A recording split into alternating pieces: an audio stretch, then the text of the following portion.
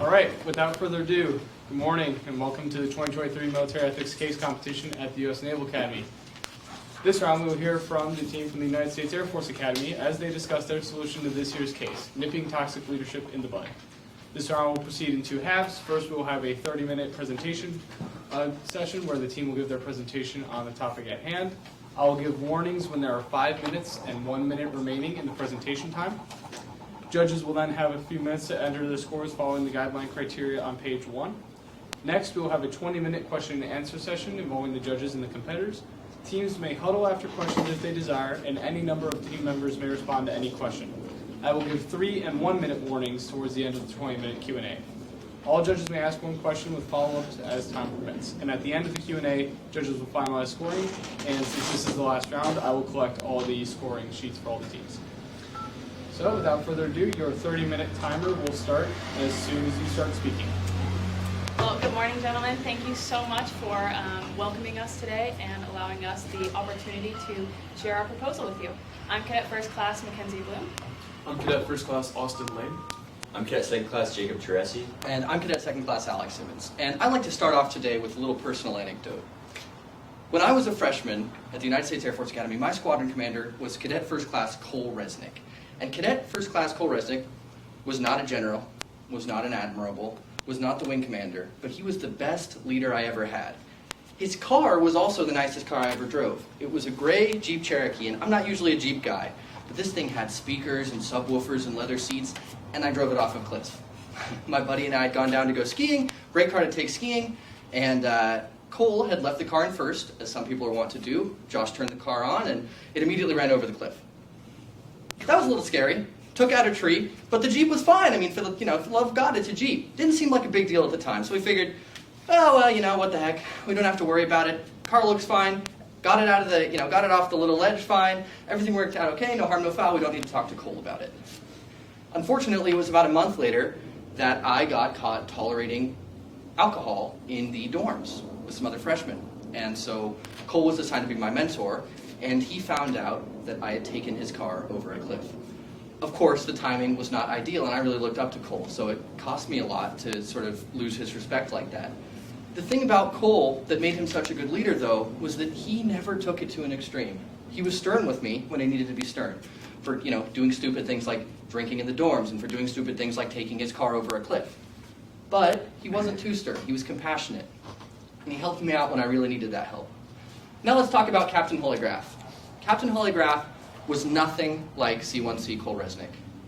Captain Graf was mean to her subordinates. She yelled at them, she shouted at them, she didn't develop them. She did almost nothing for anyone around her.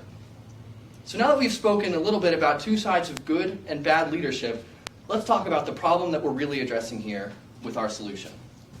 Dark triad traits are selfish and lead to poor leadership. The current USAFA curriculum encourages high-performing individuals over high-performing team members.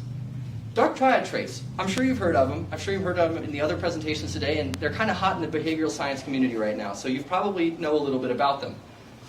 I don't want to talk about what's different about them. We'll get to definitions later, and we can briefly chat about that, but I want to talk about the similarities. The dark triad traits are inherently selfish traits.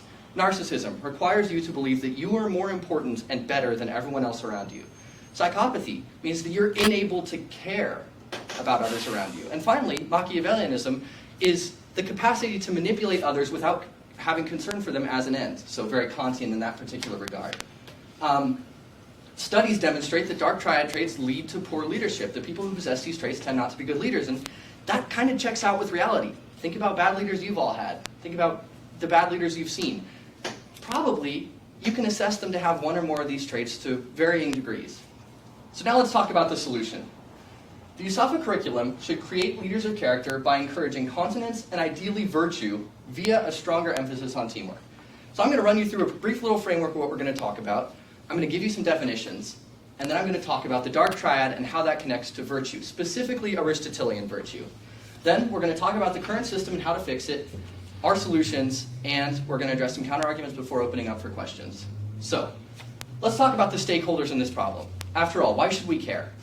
Now, I have a pyramid inverted here because really, the smallest group in this particular problem is cadets. We as cadets serve the American people, and They're the most important thing. The DoD serves American people. So we can break down from citizens to the DoD, to the Department of Air Force, to cadets. However, we wanted to go ahead and invert this pyramid because the root of this particular problem is at the cadet level.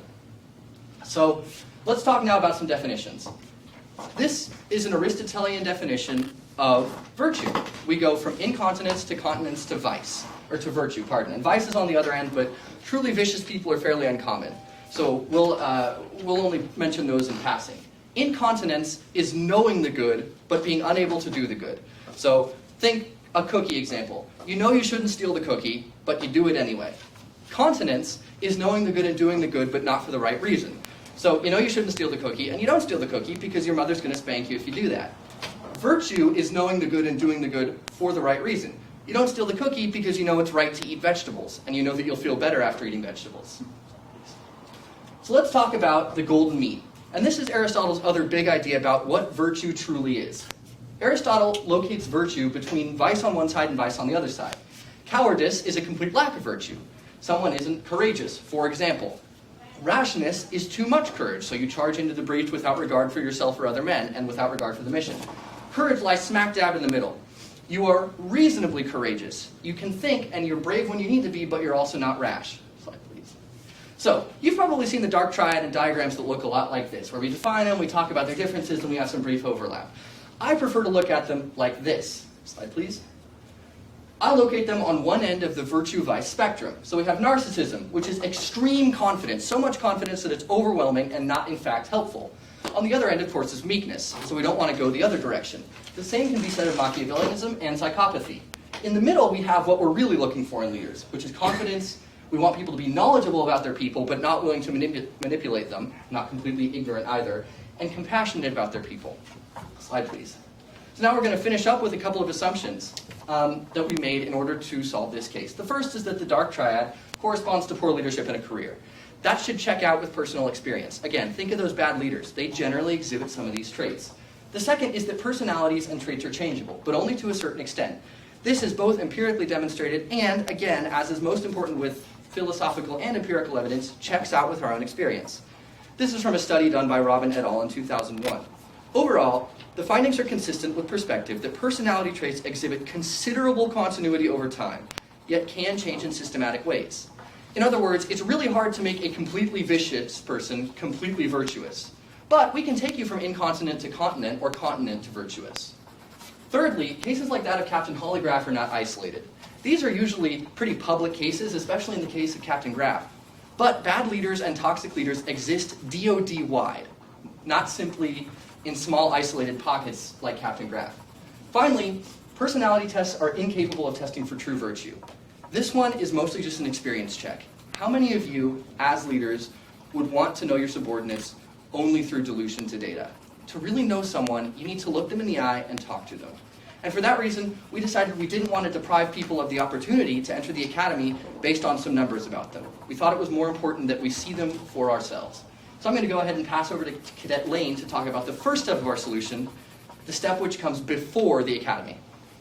Okay, so there's a lot of philosophy that we just discussed, but the programs that we're going to start with is a change to our admissions program.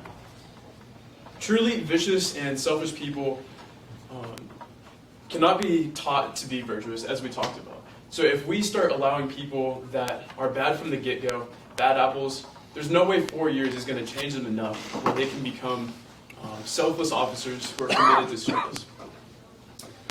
To do this, we're going to adjust our advertisement program for the academy, or for the Air Force Academy in particular, to include a new language. We think that by using language like wealth, career, benefits, we're attracting people that are only concerned about their own selves, their own career, their own financial plan.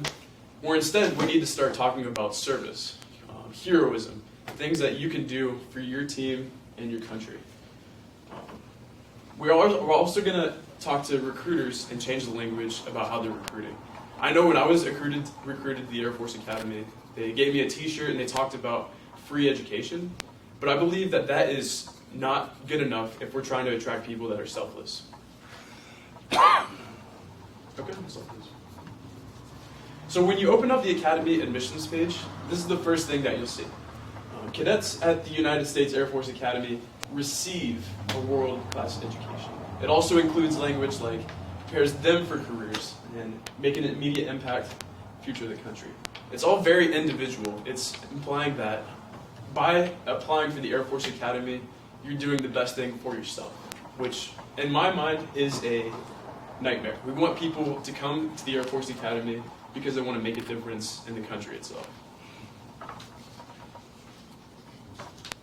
We also understand there's a lot of bureaucratic red tape as a university. We need to hit admissions standards. But next we're going to talk about a Marine advertisement.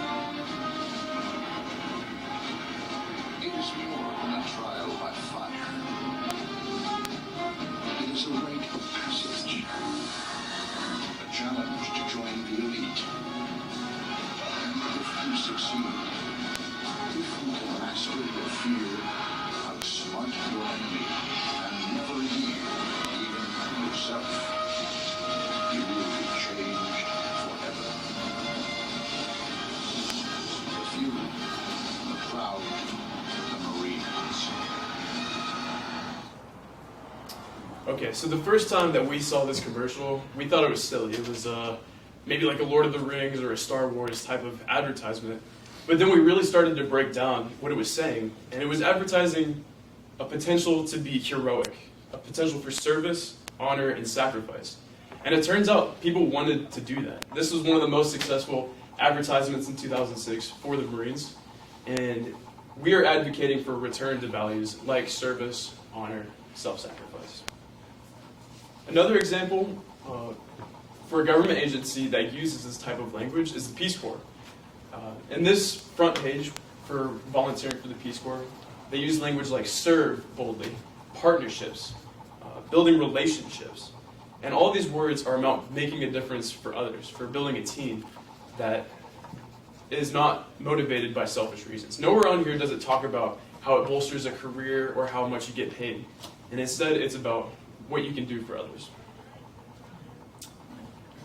Our next step in the admissions program is a change to basic cadet training. A paper application and a brief interview are not enough to get to know a person and to understand if they will develop these dark triad traits that you want to filter out for our officer corps. We're going to change the language of basics to cadet candidate. This way it turns into a 6-week application instead of the 1-week thing that we have currently. Under basic cadet training, people are put under pressure, and then they can start to exhibit some of these dark personality traits that we otherwise would not be able to pick up. So hopefully, with this program, we can get the bad apples out from the start. Next, I'm going to hand it off to Cadet First Class Bloom to talk about the Academy. So this is our current framework, and this is our leader of character framework that I'm going to walk you guys through right now. So the first step in this leader of character framework of becoming your ultimate leader of character at the United States Air Force Academy is first to own your identity. So this is understanding your leadership styles, how you tick, how you can implement the best things, best ideas that will allow you to make decisions and things of that sort. The next step is engage. This is putting your own identity into practice in actually trying to make those decisions and implementing it into the unit.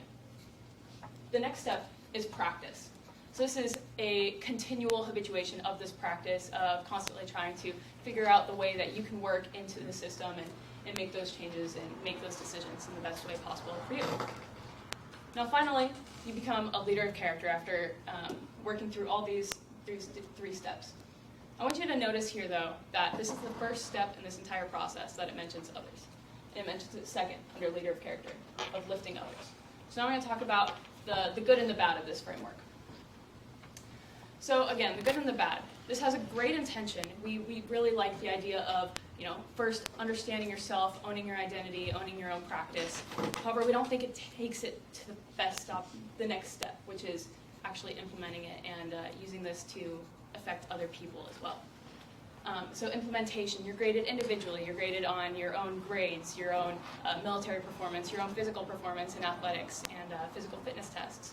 We want to change that, which we'll talk a little bit about later in our actual implementation of a program.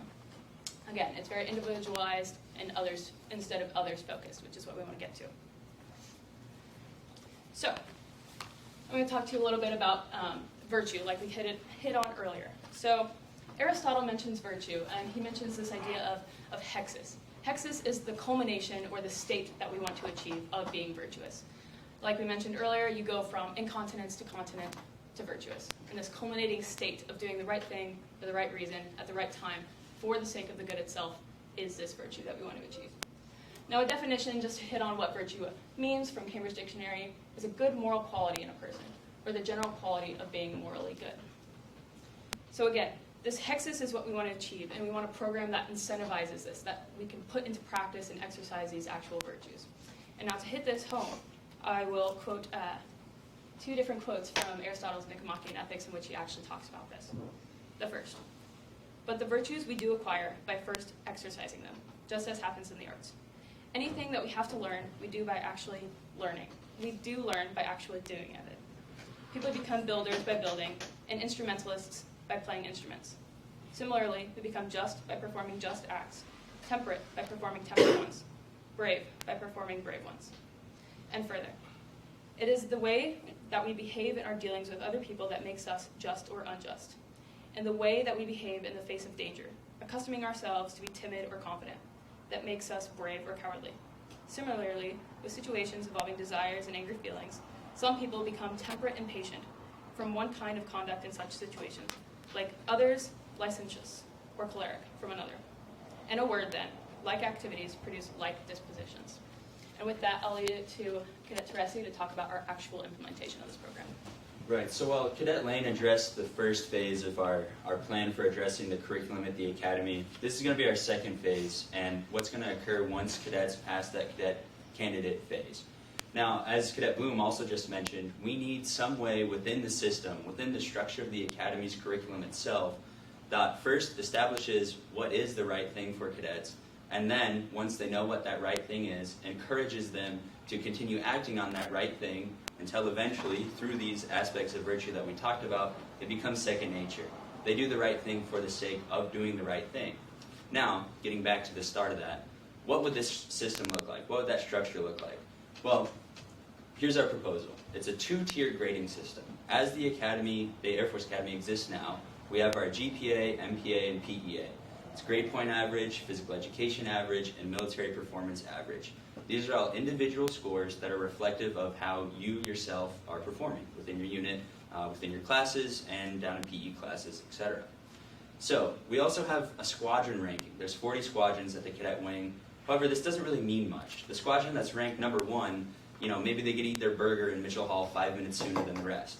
Well, there's not much of an incentive for people to have their squad be ranked number 1. I mean, people don't even care if their squadron is ranked 40th. We believe that's a big problem, and if our structure emphasizes seeking that teamwork and seeking to raise the whole squad up instead of the individual, we believe that that's exactly what we need to really take that leader of character framework and follow it all the way through, from owning the individual all the way to lifting others. So this is why we propose the squadron multiplier system. You have your individual raw scores, and then your squadron receives a rank or multiplier that's based on the aggregate of all of the cadet scores within that squadron. This is then multiplied by your individual scores to give you your actual weighted grade. Now, this weighted grade is going to determine your job when you graduate, your job within squadron, your job within group, your job within wing applications. Basically, every aspect of the academy, such as traveling on this trip here, would be determined on what your weighted grade is. This means that you have a direct skin in the game on how well your squad is doing, and it's going to encourage people to seek out, and if there are people in your squad that may have these low raw scores, which determines the squadron multiplier, you're going to want to help them out. You're going to help your teammates, lift them up, and say, hey, what could I help you with so that our whole squad gets a better rank, so that all of us are able to achieve these things that we strive for. Another important step of the program is that cadets will not be able to see their own raw scores. The idea is that this takes the individual score out of the mind. They'll be notified before they fail, before they go on probation, with plenty of time to fix it. And they'll see comparative rankings within the squadrons. So they'll know where they are compared to their peers. Who's good at what? So that the people at the bottom of the academics list can receive help from the people at the top of the academics list. But they won't know exactly where they are. The idea with that is that they're no longer considering individual scores. They're only considering that weighted score, because we're training team members, not highly skilled individuals. So there's some potential legal issues or ramifications that could arise from this system. The first of which is if somebody could make a case that they're perhaps being discriminated against by missing out on opportunities based on the squadron that they find themselves in. Now, while we address that, there will still be the squadron shuffling system, as we already have at the academy, where you're not with the same squadron the whole time to kind of keep that multiplier balanced out, as well as a reset of the multiplier each semester. We could still see people bringing this case up. And fortunately for us, unfortunately for those people trying to make that case, there's no grounds for discrimination based on this. The most easiest example backing this up is if we look to the Civil Rights Act of 1964. Well, it lists out these protected classes. Obviously, a cadet squadron isn't one of them. But more importantly, where this leads is to Article 1, Section 8 of the U.S. Constitution, which outlines Congress's provisions for training the military, developing the military, things like that. And ultimately, what Congress decides for the service academies, that's what the service academy leadership is going to execute. Now, finally, for these cadets that perhaps fail during the cadet candidate phase, as Cadet Lane outlined, they may exhibit these dark triad traits to such an extent that us as military professionals self-regulate them out of the system. They still receive due process. They're still going to be told why exactly they were found to not be fit for the academy. And if they are in the academy and they're phased out during the second portion, once they pass the cadet candidate system, well, they're still going to sit between it with a board, just like we do for our honor system, where JAG will be present and everything will be made explicitly clear to them for why they're failing out of the academy. Now, as far as internal review boards or research regulations, well, this is why we're avoiding using those personality tests. It's very hard to morally justify a personality test when research shows that they're not entirely accurate, and we don't want to make that risk, frankly. Also, when we mitigate these people down to numbers, as Cadet Simmons says, we take big issue with that, because people aren't just numbers. We really do need to take the time to find out if people have that chance, if we deem them at the incontinence stage, to develop them into the officers that our nation needs. So what does the system look like at the rest of our service academies? Well, thankfully, we all have the same goal. We're all trying to develop and commission officers into our respective branches, and we want the best officers that we can train. So we see no problem why our solution can't be unilaterally implemented. Now, at the Naval Academy, for example, the only thing that would change is terms. A squadron multiplier, perhaps it's a company multiplier. Advertising changes all the time. We saw that the ad from the Marines was all the way back to 2006. We have different ads nowadays. It's all just a matter of if we're willing to take the steps. And now we'd like to address 4 counter-arguments to our proposal. Get Lane. Okay, so the first counter-argument that we came up with against this proposition is that no system can truly reform those who embody the dark triad traits.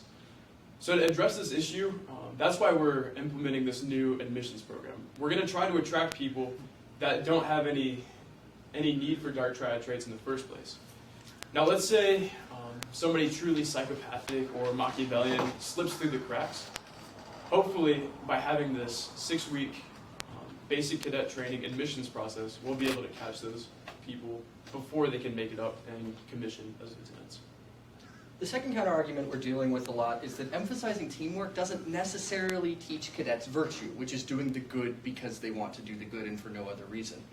The idea isn't to do that, because I can't force that on someone else. What I can do is build a bridge. I'm going to build a bridge between enacting the behaviors that we want to see, between the virtues of compassion and knowledge, and loving to do that.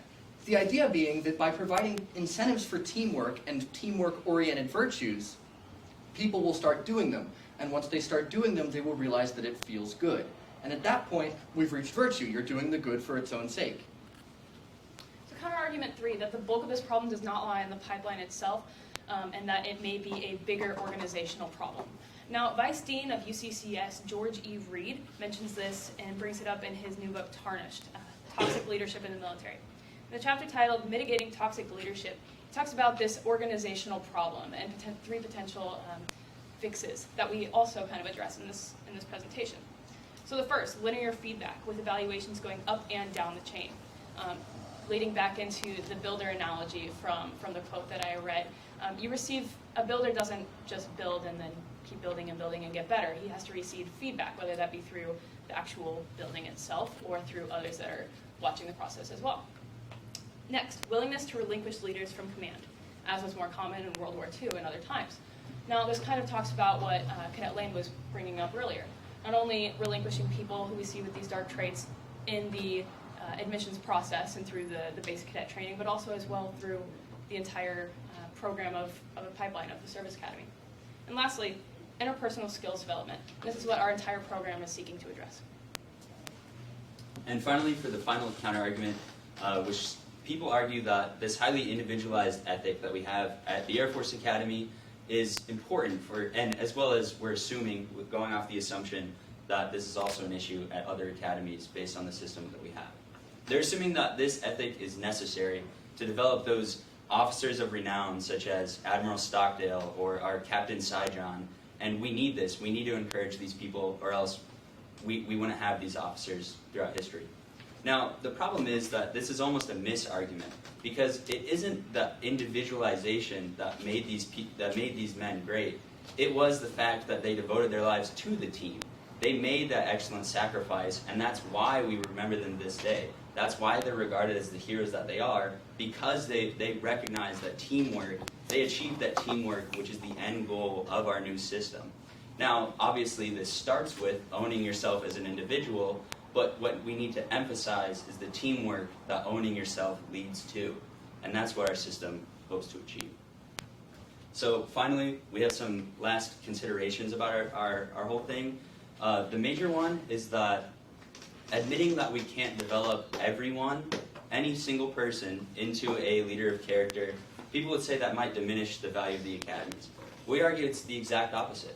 Our academies are prestigious institutions, just as being an officer in the military, that's an important role. We shouldn't say that just anybody can be an officer. That's a crazy thing to say.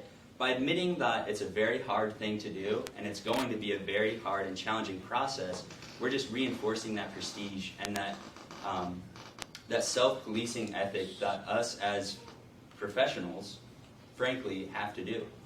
Now, as far as the whole admissions process, we recognize as cadets that there's a lot of bureaucracy above us. There's a lot of red tape, and for example, Title 10 of the U.S. Code, which outlines how many cadets should be at the Air Force Academy each year, it's up to the Secretary of the Air Force ultimately. And while there are a lot of different variables and percentages that go into that, such as meeting sports teams numbers, this is why we need to recognize that if this dark triad and toxic leadership is truly as big of a problem as we're assuming it is, and we have witnessed it is based on these cases, and if we really want to solve it, then we all need to recognize that radical steps need to be taken after voicing that radical change must have occurred. So what does this look like? It looks like the support of all of our senior officials, senior leadership, all of you panelists that are judging our thing today. For example, when Mr. Reagan was talking just in the planetarium downstairs earlier, and saying that, whatever's pushed through here, he'll try to put in a word at the Pentagon. That's exactly what we need. See, that's exactly what we need, because radical change requires radical steps. And at the end of the day, the most important thing is that we're developing officers who are leaders of virtue. Thank you. Thank you very much. Judges, you now have a couple minutes to tabulate your scores on the presentation aspect from the Air Force Academy. One slide, please, good night. All right, here's the point. This is not a negative. I understand your position. For us cadets, bureaucracy is an insurmountable challenge. I would offer that it's a lifelong effort to fight and defeat bureaucracy. So I would argue that the bureaucracy in place is difficult to overcome, but through carefully applied positive leadership examples over the life of a career, you can do that. You can change it. You will be assigned to positions, maybe even back at the academy. If I convince you properly that working at the academy and the Pentagon are some of the right places to go. So, because the Pentagon is the crucible of change. And that's where that change will take place, because it will have to come down from that, you're saying second thing. I'll forgo my questions unless you want me to. Time hasn't started. Is that a question? No, it's not a question, it's a commentary. So now we will have 20 minutes for a question and answer between the judges and the team from the Air Force Academy. I will give warnings when there are 3 minutes and 1 minute remaining in the 20-minute Q&A session. Without further ado. Good. Could you go back to your first slide, please?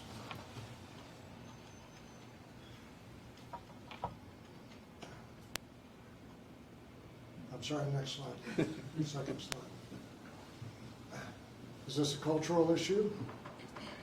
Or is this an academy issue? Sir, I think it's a factor of both. I think it's difficult to separate out the culture from the academies because after all, the products entering the academies are necessarily a part of their culture. Western society, but specifically American society, is highly individualized. And that's why we think that we need to lean farther toward the teamwork aspect of the virtue spectrum. Because all of your cadets entering the academies are already high individual performers. They're team captains, they're club presidents, they have great grades, they're great athletic performers, etc. So what we need to do is teach them teamwork. Sir, I'd also like to add that it's important to note that we're not diminishing individual aspirations in any way. That's why we're still keeping those individual scores. We're just adding in that multiplier so that and just like the Leader of Character framework emphasizes, the first step is being a very successful individual. Like the saying goes, you can't change the world if you don't make your bed each morning, right? Or that's how you begin to change the world, is by making your bed. So that's the first step. We have these highly individualized people, and it's even loftier and even greater of a challenge and an expectation to then make them highly performing team members. Further, sorry, Go ahead. if I may. With it being a larger cultural problem, that's why we're not diminishing the fact that people may come in at this incontinence stage. That's why we were trying to build a program around that so that we can incentivize them so that they can practice and exercise and get to that virtue. The basis for my question is again, and I have two brothers that are Air Force Academy graduates. The entire Air Force culture is built around flying an aircraft and fighter pilots who are high-performing individuals over high-performing teams beyond 2 and 4 aircraft formations, generally speaking. So that's why that was the basis for my question here. The second question is, okay, based on your proposal, and all of you are going to be seniors sometime, what can you do as a senior individual, and what are the tools in your toolbox to overcome toxic leadership in the units in which you are serving? Cadet Tracy, I actually think you should lead off with this one. Sure, so I applied for Squadron Commander. I'm in Cadet Squadron 33. I actually just found out last night that I didn't receive the position, but instead I was chosen as the Director of Operations for our squadron. And just as you're saying, being a senior, a large part of running for that job in the squadron was you had to come with concrete ways that you're going to make the squadron better.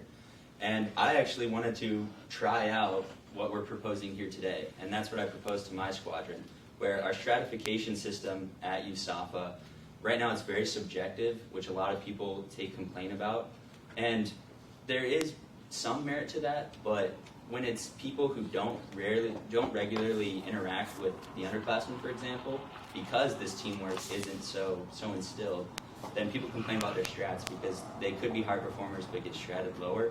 So if we have this system where, for example, in my squad, we're going to have a flight multiplier, well, that's going to encourage the flight to know each other better, to lift each other up, to raise them better, so that by working with the people within your flight more directly and knowing them every day, then when it comes time to strat, yeah, you have a much more concrete idea of who that person is, and you guys both have skin in the game because you share that multiplier that's going into your strat.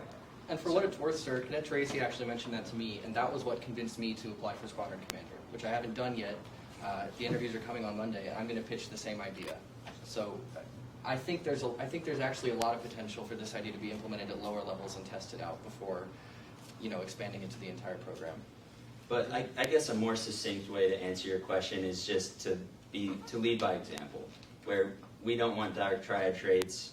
So us as philosophy majors, we study all these ethics so in depth that it would kind of be silly if we didn't, embody those things. So I guess. Coming from a different point of view, I'm actually a senior. I was squadron commander last semester, and I kind of have this experience. Now, I didn't do, I'm not going to say I did a lot of things right, but I think one thing that I did do right was building the relationships with the people, and as I'm sure all of you know, that is one of the key ideas of building trust and knowing your unit is building relationships, talking, and having that trust, and that all stems from being others focused.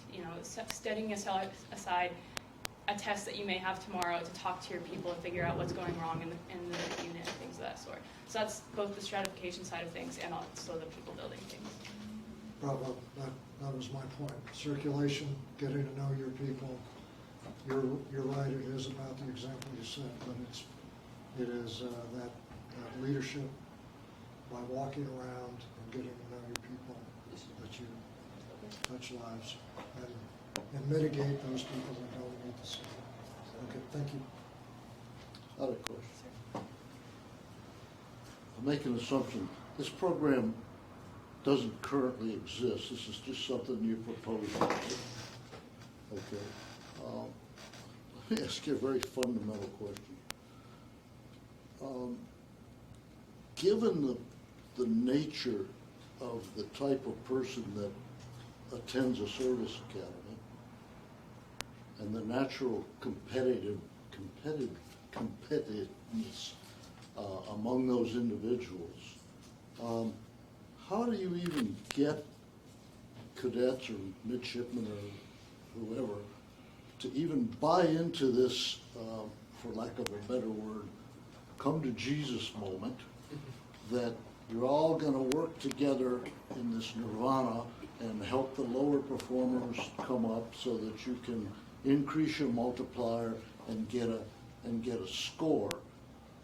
That's one question. And the second part of it is, I really didn't see how this would either identify or help ameliorate individuals who had toxic characteristics and how you were going to handle that.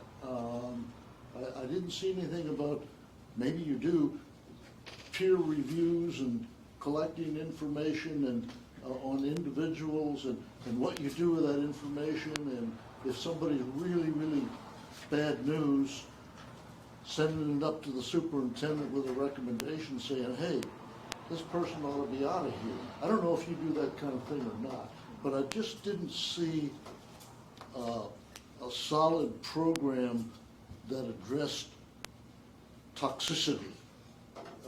That's my comment.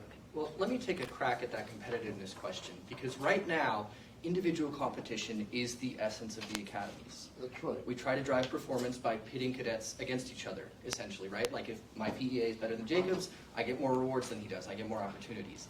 The idea is that we're actually harnessing that competitiveness and putting it at a squadron level, because the only scores that are relevant to you under our program for the vast majority of things, in fact, ideally everything except for graduate school applications, is this weighted multiplier. So if your weighted multiplier is bad and you're earning a 4.0 GPA but getting dinged down to 3.0 because your squadron isn't performing well, the only rational decision is to help other people. So we are essentially leaving you no other choice. We don't rely on the cadet necessarily to step up and say, I'm going to be a team with everyone else, although that would be nice. Instead, we're leaving them no other option, because if they fail to do so, their scores will reflect that, and their scores dictate their individual fates also. And I think that leads into your second question of what this actually looks like for mitigating and getting rid of this toxic leadership that could eventually prosper. So I think also with that, we have currently, at least at the Air Force Academy, we have conduct aptitude probation. So going on this, if your score reflects poor leadership and there's nothing being done to that, making it easier to get on conduct aptitude probation and a continuous mentorship and checking in on that person to see if any of those skills are developing, and seeing where their focuses are, and then making it easier for, once you're on conduct aptitude probation, to get that up to the superintendent and so on. There's also already a subjective element to this, right? We're not removing air officer commandings, who are sort of the officer leaders of our squadrons. If you perform poorly in squadrons right now, your squadron commander notices, your peers notice, they bring it up to the air officer commanding. Your air officer commanding decides whether that's the case. And it can get up to the superintendent. We're not removing any of that aspect.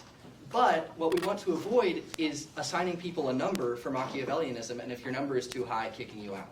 Because we think that doesn't actually reflect, A, the state people are currently in, or B, the state they could be in. And that's the purpose of the service academies, is to create leaders of characters, not take them, process them through a pipeline, and kick them back out the other end. To add on to that as well, in our experience, I'm sure it's the same for you guys, but I've seen a handful of cadets that were incredibly high performing, close to 4.0 GPAs, but on a personal level, everybody knew that they exhibited some of these toxic traits. But because they were so good at school and so good at hitting the metrics, they excelled and even got great scholarships like Harvard and Stanford and things like that. By implementing this new team system, we're giving the squadron and leadership within the squadron some teeth. You're not able to slip through the process and not engage in the squadron this way, and this will really expose those types of individuals who otherwise would be able to get by with no problem. Well, I might comment then, there is hope for people like that. And I mentioned this to one of the other groups that, psychologically, the human brain isn't even fully formed until you're 25 plus. So you guys are all below that level. I'm not saying it applies to you, but people like that, maybe there's hope for people that they're high performers, but they eventually come around to modify their behavior. Absolutely, and Right. I think our program does hit on that because it is a 4-year process of practicing and exercising these things, these traits that, the virtuous traits that we're trying to incentivize. So it's 4 years of working as a team and getting you that practice to see that if you can have that Okay, hope. thank you. So, going on your statement about the people, some very high performers who don't have great personalities, how do you identify that? And what negative impact are those people on maybe themselves, but on the academy or their other students? Is there a negative impact that you see, or are they, like Gordy says, are they in that phase where they're learning to put their brain power together with their personality? I've seen that. They ended up being really good people, but hard.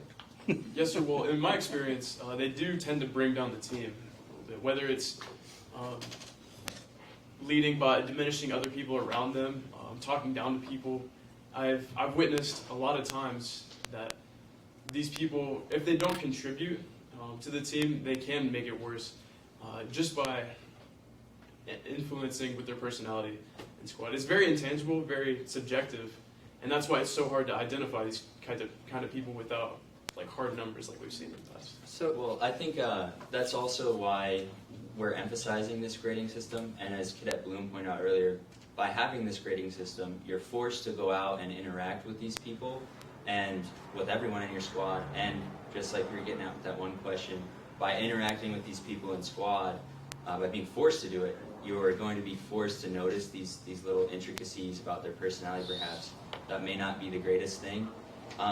But also going back, since they are these very high-performing individuals, that's also the leader of character framework. That's the first step, which everyone should strive for. They should strive to be great individually, but again, that's only the first step.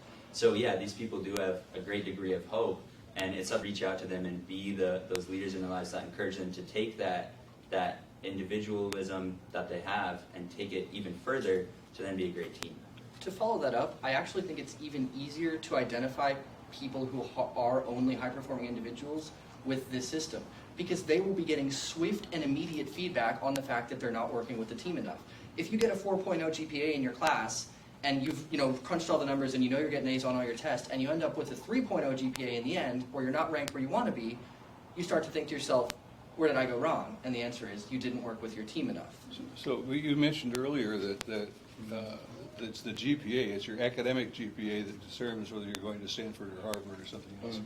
How about the overall GPA? What matters with that? Is that your service selection? The overall is service selection, it's jobs in the cadet wing, it's jobs in your squadron, it's whether you get to go on trips like this or trips overseas to do language immersions. It's everything except for graduate school. And we hope that departments will consider it for graduate school. We just know that you need to be able to see an individual's academic performance as well to determine whether they're fit for something like that. You wouldn't want to send someone who naturally gets a 2.0 and is raised by their squadron multiplier to a 3.0 to Harvard. They're unlikely to be successful. And on the opposite end, someone who may get 4.0 academically but is brought down by a squadron, and allowing them to actually compete with graduates from other schools, other programs. Academically. Could you move the slide? I have one question for you, move it forward. I think you talked about, or defining vicious, something about vicious. And I'd like to, There was incontinence, continence, virtue. Is that what you're looking for, the arrow, Shay? now I was looking for there was a slide you spoke to where you were talking about the pre-academy. Yes, sir. Truly vicious people. There. That is an interesting term. Yes, sir. So I apologize. How do you That'll be in jail. identify a high schooler as a truly vicious person and evaluate them? Yes, sir. We took more of a maybe like a ancient philosophy definition of vicious here. Maybe a better word is only caring about vices. So Odious. Viceful, odious, yeah. Do you guys want to explain? licentious. So the idea behind, so you have virtue on one end of the spectrum, which is you love doing the good for the good. And you have vicious on the other end of the spectrum, which essentially means you do the bad because you enjoy doing the bad. So, you push the mother over on the street because you love to do it. So the concept is that it's difficult to identify those sorts of people, but we're designing a program such that those people have a really hard time passing through the program. In basic training, it's a 6-week application process. I mean, think in basic training, you're making each other's beds all the time, you're working together, you're doing stuff together, it's all about the team. Someone who is completely self-interested is going to have a really hard time getting through our provisional basic training, which we are making very clear is still part of the pipeline. You're not in once you're through basic training. I think also the academies and the admissions board already weed out those truly vicious people. That's why they have these meetings so long, but they try their best at least. And then where our system comes into place is that those who do seek through, who aren't being detected by, like for example, I had a meeting over Zoom before I came to the academy. I don't think that's a good enough way of determining if someone's truly vicious. But then if somebody's missed and they do turn out to be vicious, they will fail out of the system. Okay. Thank you. All right, I got you a good example. What dark triad behaviors or attributes might be useful for a leader to use in certain circumstances? Is there a value for that?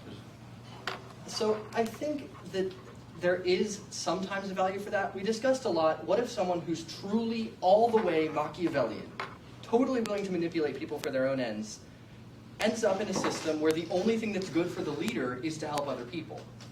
Rationally, the person who is incredibly Machiavellian would end up maybe helping their people out and maybe not being a bad leader. But the idea of vice, by its very definition, vice is always negative. Right? So the person who is helping their people wouldn't be truly Machiavellian in any sense. In fact, they might be knowledgeable. And they might be knowledgeable for the wrong reason, but that would make them continent, not vicious. You see what I'm saying? And for the last question is, give me an example of people that you have come across at the academy that exhibit positive attributes in terms of leadership, and how you're trying to absorb those, become part of your leadership style. 1 minute. So I can touch on this since I touched on it a little bit earlier, but the way that I developed my leadership style from last semester, serving as squadron commander, was I had a former commander and friend his name was Trey Shuford, and I worked with him over while I was working basic cadet training, and also he was squadron commander the year before. And one thing that I picked up from him more than anything else was door was always open. His door was always open. It was always for other people that he was working in the position. He wasn't in the position because he wanted control or power, or he wanted to enact all this change. It was because he cared about the people and wanted to see others succeed. And so that others-focused mindset, keeping the door open, putting aside work until midnight, even though it may be detrimental to your own sleep and grades and all that, he was for the people, and he was able to have those conversations that truly impacted the squadron as a whole. Probably will put us out of time. We have 4 seconds. Thank you very much, Air Force Yeah. Academy. Thank you.